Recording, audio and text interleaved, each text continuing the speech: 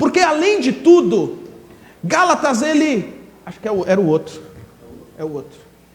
Gálatas é um livro que você precisa ter coragem de ler. Você precisa ter coragem de admitir que aquilo que ele está dizendo é aquilo que ele está dizendo. E em terceiro, você precisa ter coragem para tomar uma decisão de mudar a sua maneira de enxergar a vida, de enxergar a igreja, de enxergar o evangelho. O livro de Gálatas é um livro que expressa, é um livro que expressa essa realidade da liberdade. Por isso que o tema da nossa série é Enfim Livres. E há todo um contexto pelo qual nós chegamos à conclusão de que o que o apóstolo Paulo estava fazendo, direcionado pelo Espírito Santo, era tentando explicar para os irmãos e para as igrejas da região da Galácia, que o evangelho de Jesus, o sacrifício de Jesus, haviam feito eles livres. E automaticamente ele chama a atenção para que você não aceite, uma vez liberto por Jesus, para que você não aceite novamente ser aprisionado. Esse é o ponto central do livro dos Gálatas. Eu queria que você abrisse aí sua Bíblia, mas você pode acompanhar aqui com a gente também a leitura. Não funcionou. Pode passar aí para mim. Isso. Para a gente ler novamente esse texto que a gente leu no começo. Vamos lá, Gálatas capítulo 1, do versículo 1 ao versículo de número 5. Está projetado aqui, todo mundo consegue enxergar. Paulo, apóstolo, não da parte de homens, nem por intermédio de homem algum, mas por Jesus, Cristo e por Deus Pai, que o ressuscitou dentre os mortos, e todos os irmãos, meus companheiros, às igrejas da Galácia. Por favor, próximo aí. Graça a vós outros e paz da parte de Deus, o nosso Pai, e do Senhor Jesus Cristo, o qual se entregou a si mesmo pelos nossos pecados para desarraigar deste mundo perverso, para nos desarraigar deste mundo perverso, segundo a vontade de nosso Deus e Pai, a quem seja a glória pelos séculos dos séculos.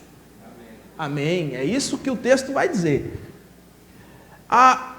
O tema da nossa reflexão de hoje, então, com base nesses 5 versículos, é livres da condenação.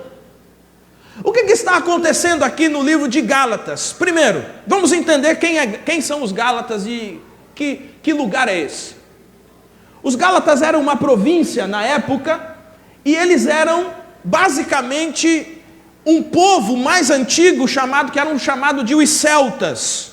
Eles habitaram aquela região, a região da Galácia, hoje seria mais ou menos aonde está a Turquia. São regiões da Ásia Menor. E esse povo, como você pode observar, é um povo que não é judeu, não é crente, não conhece Deus, não conhece Jesus, é um povo completamente pagão. Quem escreveu a carta aos Gálatas? O apóstolo Paulo. Ele começa dizendo: eu, Paulo, apóstolo. Ok? Então a gente não tem dúvida. Quem escreveu a carta de Gálatas? Nós não temos dúvidas, porque ele mesmo declara, no começo da sua carta, o próprio Paulo vai declarar: eu, Paulo, apóstolo. E tem uma outra observação aqui. O ano que essa carta é escrita, há uma discussão, mas fica em torno ali da década de 50, quando o apóstolo Paulo resolve enviar essa correspondência para fazer o quê? Para corrigir alguns problemas que estavam acontecendo nessas igrejas. E quais eram esses problemas? Haviam pessoas que estavam distorcendo o evangelho de Jesus. O apóstolo Paulo, ele havia passado pela região da Galácia, ele havia pregado o evangelho nesse lugar, as pessoas haviam se rendido a Jesus, a partir dessa rendição a Jesus, esse grupo de pessoas se juntou, formou igrejas naquela região, Então o apóstolo Paulo, ele conhece essas pessoas, ele conhece essas igrejas, e ele tem uma preocupação com essas igrejas. Qual era a artimanha que eles estavam usando? A primeira delas era questionar o apostolado de Paulo.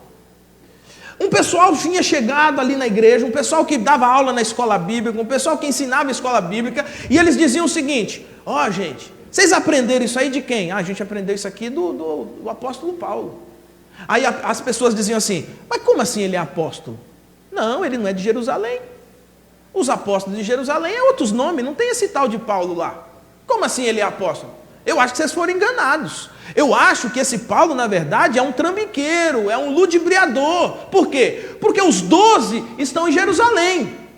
E de fato, assim, Judas foi aquele que se suicidou, mas depois escolheram Matias. Então os 12 estão em Jerusalém. E quem é esse Paulo aí? Paulo havia passado por um processo de conversão. E Paulo, de fato, um judeu, ele está indo para Damasco para quê? Para aprender cristãos, para aprender pessoas que haviam se rendido a Jesus Cristo, e no caminho de Damasco, o que acontece com Paulo? Ele é jogado do seu animal, ele é jogado no chão, e ele ouve uma voz que diz: Saulo, Saulo, por que me persegues? Então ele responde: quem és tu, Senhor? E ele diz: eu sou Jesus a quem tu persegue.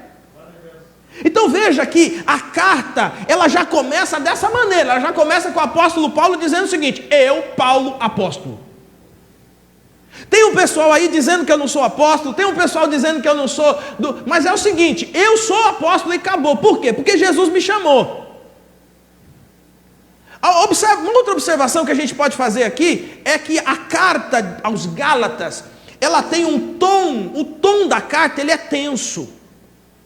Por exemplo, você lê a carta aos Filipenses, o Paulo fala assim: oh, meus irmãos de Filipos, a quem carrego no coração, a quem amo e tal, gente que me ajudou, gente maravilhosa, gente isso, gente aquilo. Na carta aos Gálatas, o Paulo nem faz saudação, ele já começa dizendo o seguinte: eu, Paulo, apóstolo, não por parte de homens, e nem por intermédio de homem algum. Veja que tem homens no plural, e depois homem no singular, homem algum. Eu fui chamado a ser apóstolo por intermédio de quem? Não foi o pessoal lá de Jerusalém que fizeram uma reunião lá e decidiram que eu ia ser apóstolo.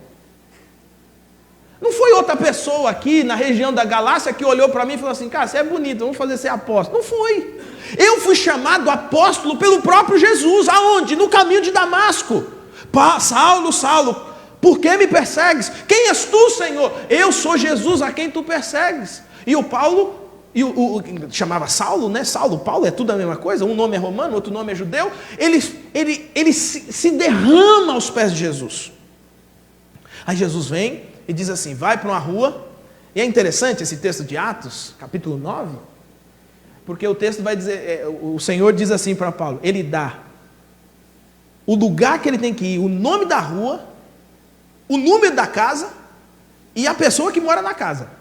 Você que fica achando aí que Deus não sabe o endereço, sabe o endereço certinho. Ele falou assim: você vai à rua tal, número tal, vai falar com fulano de tal. No mesmo instante, o Espírito Santo já tinha falado lá com o Ananias: ó, vai vir um rapaz assim, assim, assim. O Ananias: Senhor, esse rapaz aí está matando todo mundo, o Senhor vai botar ele dentro da minha casa? Aí o Senhor diz assim: não se preocupe, já resolvi com ele. Vamos abrir a Bíblia aí? Atos capítulo número 9. Eu gosto de ler esses textos, eu gosto de parafrasear, porque é muito interessante. Capítulo 9 do livro de Atos. Nosso irmão Paulo, que chamava Saulo, está aí. Versículo 5. Versículo 4. Paulo indo, então ele caiu por terra e ouviu uma voz que lhe dizia: Saulo, Saulo, por que você me persegue? Saulo então perguntou: quem és tu, Senhor? E ele respondeu: eu sou Jesus a quem você persegue. Levante-se, entra na cidade e alguém lhe dirá o que você deve fazer. Os homens que viajavam com ele não sabiam onde era, nem o que estava acontecendo, etc. Saulo então se levantou do chão e foi aonde Deus havia dito que era para ele ir. Quando chega lá, ele vai ter um encontro com Ananias. Olha só. Versículo 10. Em Damasco havia um discípulo chamado Ananias. O Senhor o chamou numa visão. Ananias, numa visão. Aí o Ananias respondeu: eis-me aqui, Senhor. Respondeu ele. Então o Senhor lhe disse: vá à casa de Judas, olha que interessante, na rua direita, e pergunte por um homem de Tarso chamado Saulo. Ele está orando. Numa visão viu um homem chamado Ananias chegar e impor-lhe as mãos para que voltasse a ver. Respondeu Ananias. Que é mesmo com Deus falando com a gente de vez em quando é difícil, né, gente? Imagina quando o pastor pede, né? Imagina, com Deus pedindo o negócio está tenso aqui, ó. Respondeu então Ananias: Senhor, tenho ouvido muita coisa a respeito desse homem e de todo o mal que ele tem feito aos teus santos em Jerusalém. Ele chegou aqui com autorização dos chefes dos sacerdotes para prender todos os que invocam o teu nome. Mas o Senhor disse a Ananias: vá, este homem é meu instrumento escolhido para levar o meu nome perante os gentios e seus reis e perante o povo de Israel.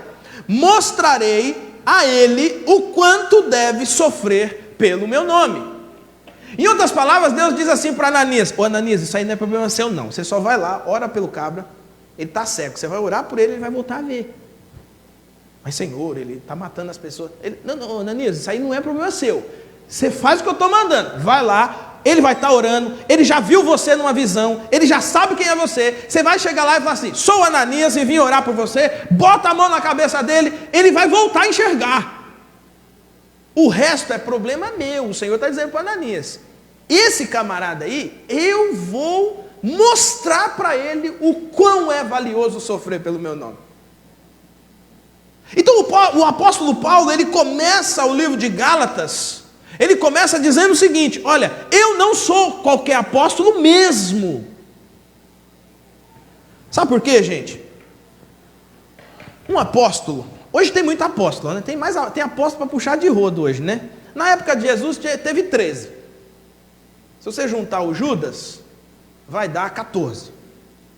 Mas foram só esses apóstolos que tiveram naquela época, né? O Paulo, ele vai dizer que ele é um apóstolo nascido fora do tempo. Por quê? Porque ele não pertencia ao grupo de Jerusalém, ele pertencia a um outro grupo. E Jesus vai lá e chama ele especificamente, diretamente, e ele só escreveu, sei lá, 70% do Novo Testamento é escrito pelo apóstolo Paulo. O Novo Testamento tem quantos livros? Oh, gente, não desanima a gente, não. 39. Desses 39 livros, 13 são escritos pelo apóstolo Paulo. Então observe o seguinte: ele começa falando que ele é apóstolo. Hoje, comum, apóstolo tem em toda esquina. O cara acorda de manhã e fala assim: rapaz, cansei de ser pastor, eu agora vou ser apóstolo. E tem uns que cansaram de ser apóstolo. Eles cansaram de ser apóstolo e agora eles são pai-póstolo. E aí teve um que cansou de ser pai-póstolo e agora ele decidiu que ele é patriarca. Olha que miséria. Ser pastor para quê, né? Só que observe o seguinte: havia uma característica específica dos apóstolos. Por que nós não chamamos o povo de apóstolo? Tem dois tipos aqui. Você tem o apóstolo, que é aquele que é chamado especificamente por Jesus. É o apóstolo que andou com Jesus, que caminhou com Jesus. Você tem o apóstolo, que é o dom ou a designação, que é aquele que é enviado. Esses apóstolos que nós vemos nos dias de hoje, eles não são os enviados de Deus.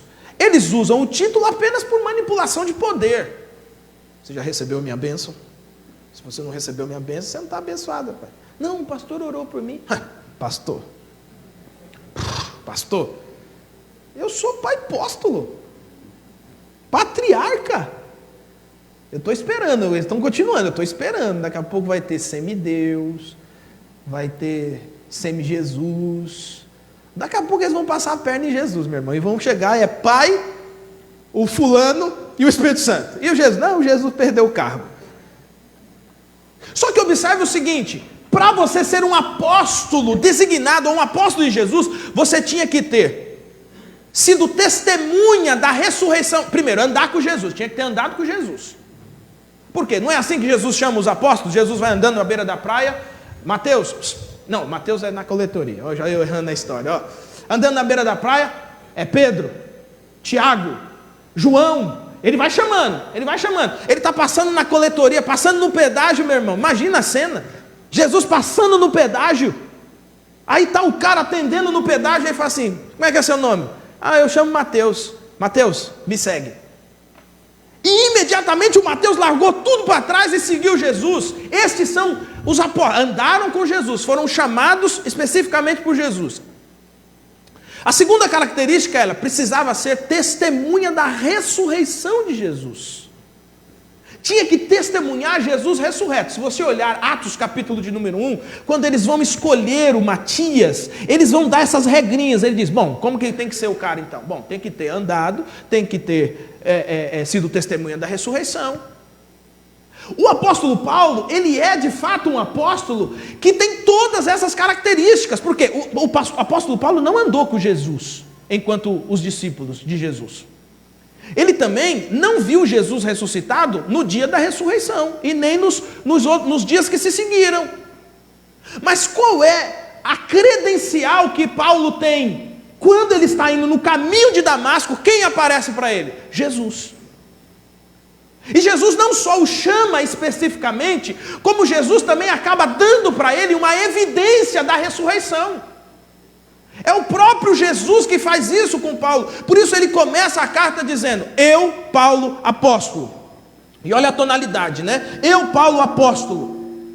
Não da parte de homens, nem por intermédio de pessoa alguma, mas por Jesus Cristo e por Deus Pai, que o ressuscitou dos mortos, e todos os irmãos que estão comigo.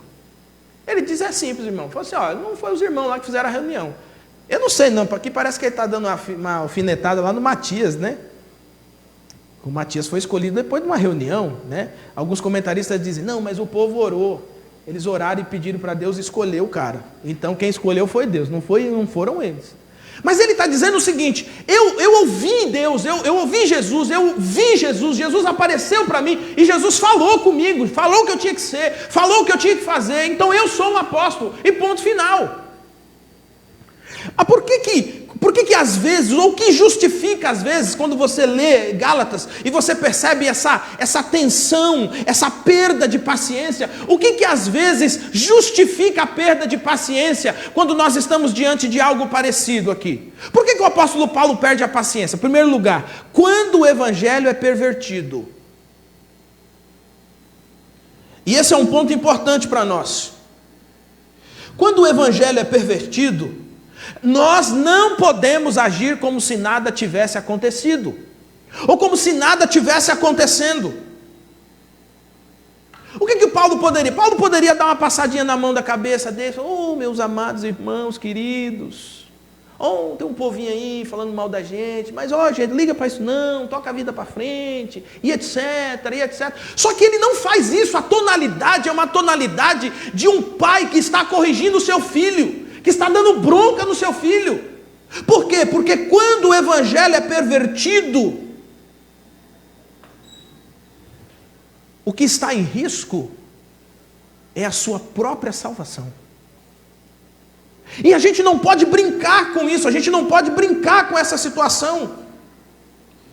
E o apóstolo Paulo, então, o que ele está fazendo? Ele está disciplinando. Aliás, esse é um dos pontos mais críticos na vida de um pastor. Quando ele precisa disciplinar ou corrigir. Todo pastor é joia, até o dia que ele fala que você está fazendo alguma coisa errada. Eu ia contar o testemunho aqui, mas está transmitindo, gravando, aí vai que a pessoa ouve, né? Mas é interessante isso. Eu tive um amigo na igreja, já foi muito meu amigo demais, moço. Ah, pai, era Deus no céu e eu na terra.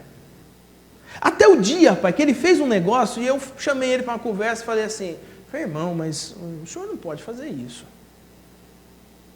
Não, mas eu sempre faço e tal. Irmão, eu sempre fazer não te gabarita ou não justifica o erro cometido, irmão.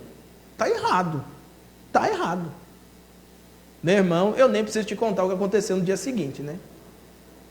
De melhor amigo, eu passei.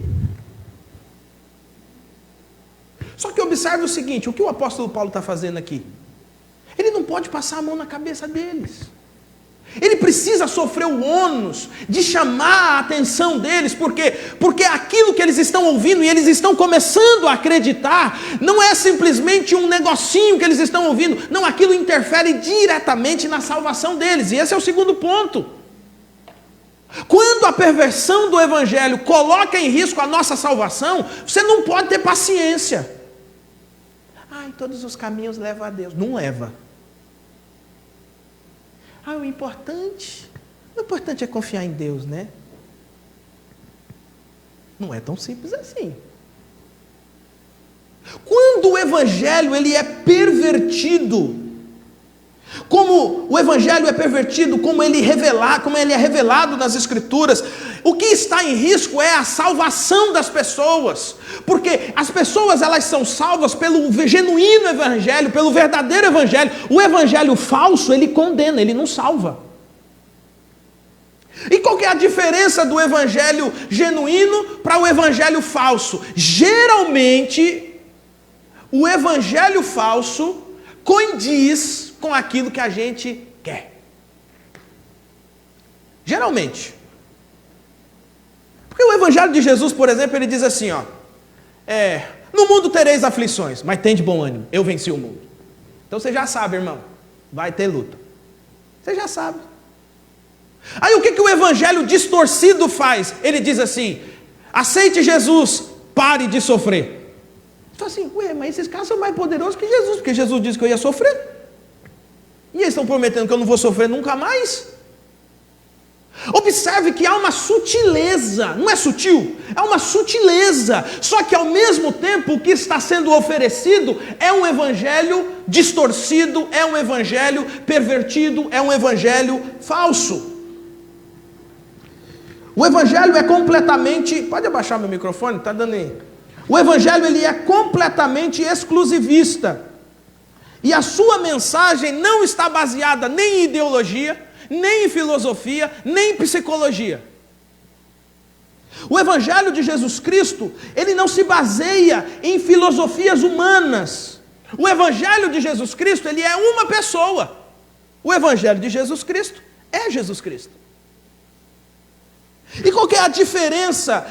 A diferença que isso faz na nossa vida? Distorcer o evangelho de Jesus Cristo é colocar em risco, eu vou repetir isso, é colocar em risco a sua própria salvação. E como que nós podemos distorcer o evangelho de Jesus? Há pelo menos duas maneiras. A primeira é excluindo alguma coisa. Geralmente a gente exclui aquilo que é desagradável. Por exemplo, no mundo tereis aflições, mas tem de bom ânimo, eu venci o mundo, você vai vencer também, irmão. É vencendo, é lutando, vencendo, lutando, vencendo, lutando, vencendo, lutando, vencendo. Aí você diz assim, quer lutar não. Aí o outro fala assim, você é doido, pai? Que negócio de... Jesus falou isso aí por causa disso. Que aí você é vencedor. Determina. E aí fizeram até uma musiquinha, né? Já viram a música do Determina? Eu determino. E você sai determinando. Toca. Você quer um carro novo, irmão? Determina. Esses dias eu fui numa concessionária. Entrei lá. Eu quero ver o carro tal. Aí eu combino sempre com a Verônica, né? Não deixa os caras saber que nós não tem dinheiro, né? Veste uma roupa bonita, né? Deixa a cara do Nicolas aparecer, né? Aí, não, senhor, tal, não sei o quê. O que o senhor quer mostrar? O que o senhor quer ver? Eu falei assim, rapaz, eu quero ver, mas eu quero ver o do bom, aquele que é top mesmo. Cara, peraí, pastor não, peraí, vou te mostrar. Aí foi lá, eu entro dentro do carro, sento. Aí eu falo para a Verônica assim, e aí, amor, o que você acha? Bom, né?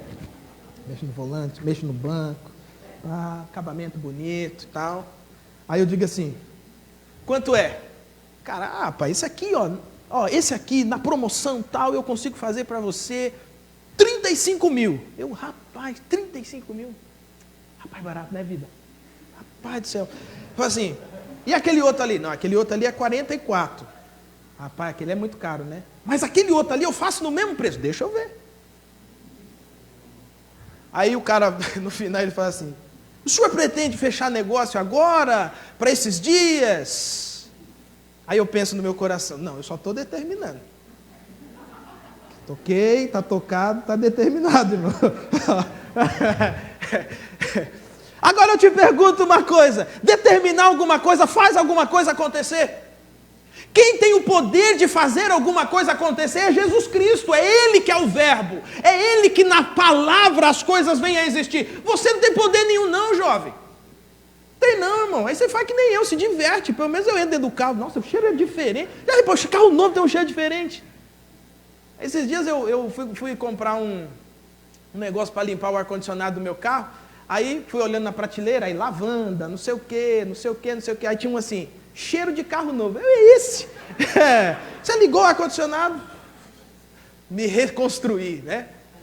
Então observe o seguinte, a gente exclui o que é desagradável. Sofrer é desagradável, enfrentar lutas é desagradável, tristezas são desagradáveis. Então o que eu faço? Não, o evangelho não tem nada disso, isso é tudo conversa fiada. O evangelho é só coisa boa.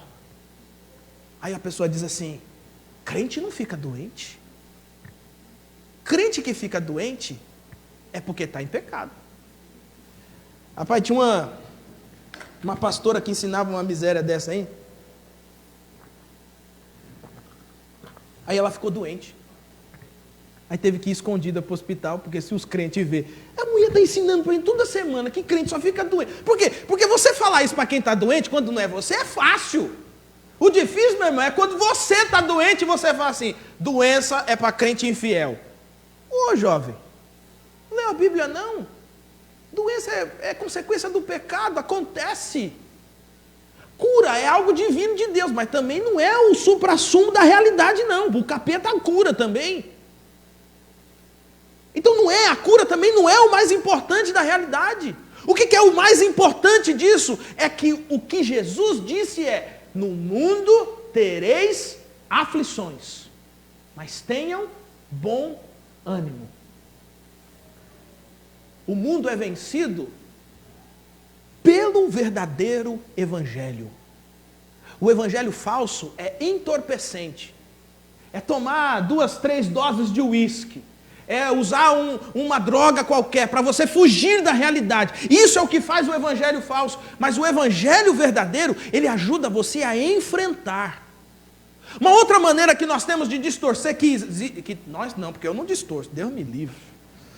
Uma outra maneira que há de distorcer o evangelho é acrescentando algo ao evangelho. Houve essa aqui que uma vez um pastor me falou. Não é da nossa igreja, obviamente, né? Nossa igreja só tem homens de Deus. Ele falou assim, eu perguntei para ele, por que eles faziam um negócio que eles chamam de retiro de cura espiritual. Eu falei, rapaz, que esse negócio de retiro e tal, como é que funciona isso? Ele falou assim, não, o retiro de cura espiritual é o seguinte, é uma contribuição que nós damos à libertação que Jesus faz na vida da pessoa. Me explica melhor. Aí ele explicou da seguinte maneira, a pessoa vem para a igreja, aí ele aceita Jesus, ele se rende a Jesus, vai na frente, ele chora e ele fala assim, não, é Jesus, eu vou caminhar com Jesus. Só que para trás tem muita maldição na vida dele. A mãe entregou ele lá pro diabo, o avô dele disse que não sei o quê, o tio dele lançou uma maldição não sei das quantas, e tal, e tal, e tal. Aí o que nós fazemos? Ele aceita Jesus, mas a obra ainda não está completa. Olha a explicação, a obra ainda não está completa. Ele precisa ir para o retiro de cura espiritual. No retiro de cura espiritual, a gente faz assim, uma espécie de regressão espiritual. Olha o negócio. Aí, ele volta lá no dia que o tio amaldiçoou ele. Aí, você está vendo quem? Eu estou vendo meu tio. O que ele está dizendo para você? Ele está dizendo que eu não vou dar para nada nessa vida, que eu sou um miserável e tal. E o que você vai dizer para ele? Está amarrado em nome de Jesus. Aí o cara paga lá uns 2 contos para participar do retiro, né? Porque com 2 contos, meu irmão, até eu descarrego tudo da sua vida, viu? Aí ele volta, dizendo, agora ele está liberto. Mas espera uma coisa. Espera uma coisa. A Bíblia diz que quem liberta é Jesus Cristo, e essa libertação é instantânea. É Jesus Cristo que transporta você do reino das trevas e coloca você no reino da luz. Isso não é uma ação humana, isso não é uma promoção que uma igreja faz, isso não é um retiro que a gente realiza. Se o Filho vos libertar, verdadeiramente sois livres, é o que diz a palavra de Deus. Em outras palavras, quando nós acrescentamos algo ao Evangelho, nós estamos dizendo o seguinte: olha, Jesus é poderoso, mas ele não é tão poderoso assim, porque a gente precisa completar a obra dele. Ô meu irmão, se você precisa completar a obra de Jesus, o poderoso não é Jesus, o poderoso é você. Mas quando foi que Jesus pediu para a gente completar a obra dele? A obra de Jesus é única, a obra de Jesus é instantânea, a obra de Jesus é poderosa, a obra de Jesus é eterna. Jesus faz um resgate único da sua vida. No dia que você se rendeu a Jesus Cristo Senhor, não interessa quais foram as maldições, não interessa quais foram as macumbas, não interessa as quizumbas que fizeram na sua vida, está tudo quebrado, e é quebrado não no retiro espiritual, é quebrado no nome poderoso de Jesus Cristo. Qualquer coisa diferente disso, você diz, isso é maldição. O apóstolo Paulo vai dizer, o falso evangelho é maldito, o falso evangelho é anátema. Então o evangelho de Jesus você não pode excluir, meu irmão, o pacote é completo. Você recebe tudo e toca a vida para frente. Só que o evangelho de Jesus você não pode acrescentar. E às vezes nós insistimos, nós acrescentamos outras coisas. A gente diz assim, pregar sobre Jesus, pregar sobre cruz na igreja, pregaçãozinha muito fraca. Tem que pregar mesmo eu determino. Vamos, meu irmão, você é poderoso, você consegue, você vai fazer, levanta do seu lugar. Meu irmão, até eu vou mentir para vocês que eu assisto esses negócios para a gente entender, né? Faz parte do trabalho, né? E até você dá um pulo do banco, sentado no sofá. Você dá um pulo do sofá, você fala assim, eu aceito, eu determino. Aí você fala, rapaz, o que eu estou fazendo? Os dias que eu fiquei de férias, eu acordava bem cedinho. Eu não sei, eu já acordo cedo, não tenho problema com acordar cedo, acordei bem cedinho. E aí eu fiquei assistindo só os programas de televisão de igreja que passam na TV. Eu assisti todos. Aí eu até mandei uma mensagem assim para um amigo meu, eu falei assim, cara do céu, mano, como pode uma desgraceira dessa? Como que esses caras fazem sucesso, cara? Que sucesso é esse? Você entra lá, o Facebook do cara tem não sei quantas mil pessoas, e o Instagram tem quantas mil pessoas, só o povo assim, pastor, ora por mim, pastor, me dá uma revelação, pastor, pastor, eu sonhei tal coisa, o que o senhor acha que é? E tal, eu falei, eu tô lascado, meu irmão, porque o povo me conta sonho, pergunta, e o que o senhor acha, pastor? Eu falo, sei não. Esse negócio aí é com Daniel, com José, eu não recebi esse dom. Então veja só, quando nós excluímos, ou quando nós acrescentamos algo ao Evangelho, nós distorcemos o verdadeiro Evangelho de Jesus Cristo. E o que é o Evangelho que nos livra da condenação? Eu estou caminhando para o fim.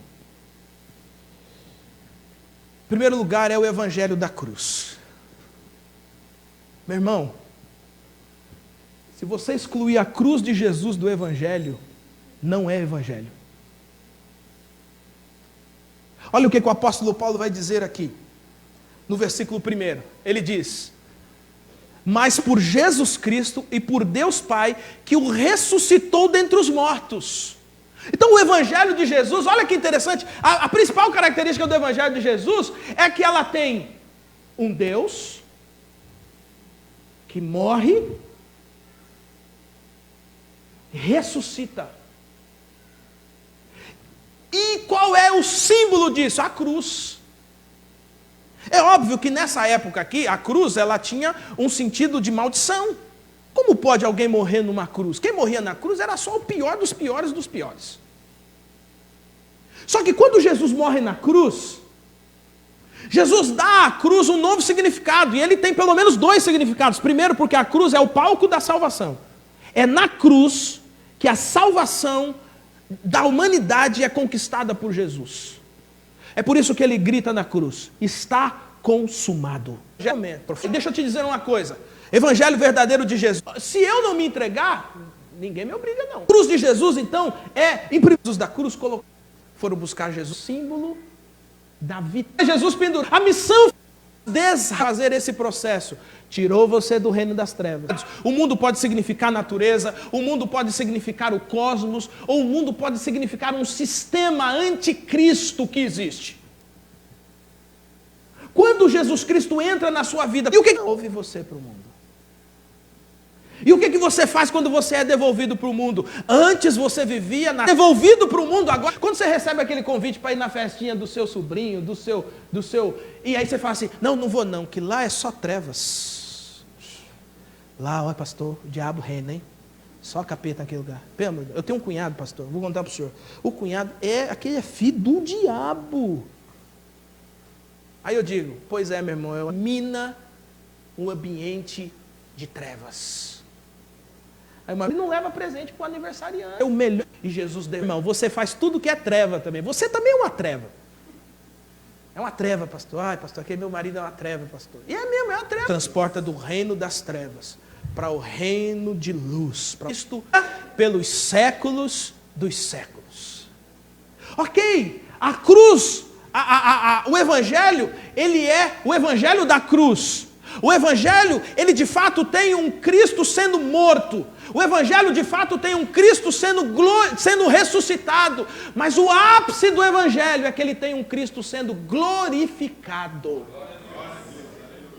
Meu irmão, quando Jesus é glorificado, a Bíblia diz que Jesus começa a subir, e ele é recebido nos céus. Veja só, Jesus morreu. Jesus ressuscitou. Isso é o evangelho. Olha o extrato do evangelho. Jesus morreu. Jesus ressuscitou. Jesus está glorificado à destra de Deus, o nosso Pai. Jesus está na eternidade, à direita de Deus, o nosso Pai, porque Ele foi glorificado. E esse é o caminho que nós seguiremos, porque nós também seremos glorificados, nós também seremos ressuscitados, porque essa é a promessa do nosso Deus, essa é a promessa que está no Evangelho. Nem sempre você vai ser livrado da morte, mas uma coisa vai acontecer: você vai ser ressuscitado. Morte nenhuma terá o poder de sucumbir você, de prender. Crê em Jesus de todo o seu coração. Meu irmão, rejeita as mandingas. O cara fala assim: eu vou dobrar os meus joelhos, e o meu Deus, ele faz assim com a mão, o meu Deus vai abrir uma cova. Ou cantando aquela música do palco lá: quem passou na prova e não me ajudou. Mandinga, é você. O dia que alguém disser para você: sabe por que você está sofrendo isso aí? É porque tem uma maldição hereditária na sua vida. Você fala assim: para trás de mim, capeta. Raio de maldição, pai. Eu tinha mesmo uma maldição hereditária na minha vida. Está lá na cruz, ó. Jesus cravou ela lá na cruz. Não deixa o cara querer te vender. Não, vou te vender um livrinho, vou te vender esse livro, vai mudar a história da sua vida. Como se livrar da maldição hereditária? Você não tem maldição hereditária na sua vida, sabe por quê? Porque no dia que Jesus entrou na sua vida, no dia que você colocou sobre você o sacrifício de Jesus Cristo, tudo quanto era maldição que existia na sua vida, foi cravada na cruz do Calvário. Pode andar, meu irmão, tranquilo. E por último, se renda ao Evangelho de Jesus. Se render ao Evangelho de Jesus, irmão, é fugir dos clichês. Ai, Jesus te ama. Ô, irmão, Jesus te ama e Ele te odeia também, viu? É só você ler a Bíblia para você ver. Ai, pastor, é que quem não vem pelo amor, vem pela dor. Ué, onde está escrito isso aí? Eu conheço a história, não, onde está escrito? Não, está na Bíblia, tem em algum lugar, pastor. Peraí que eu vou achar. Não está não. Isso somos nós acrescentando algo ao Evangelho. Meu irmão, se renda ao Evangelho. Sabe o que é se render ao Evangelho? É aceitar o seguinte: o pior assassino que existe, o pior bandido que existe, o pior ladrão que existe, levanta da oração e fala assim: mudou minha vida. Aí você fala assim: não pode ser. Que isso, rapaz? Nem frequentou a igreja, não foi na escola bíblica. Pô, que isso, cara? Como que pode ter mudado a vida assim? Mudou. Porque esse é o Evangelho de Jesus Cristo. Esse é o Evangelho de Jesus Cristo. Eu quero te convidar em nome de Jesus a colocar em pé. Glória a Deus. De maneira que quiser.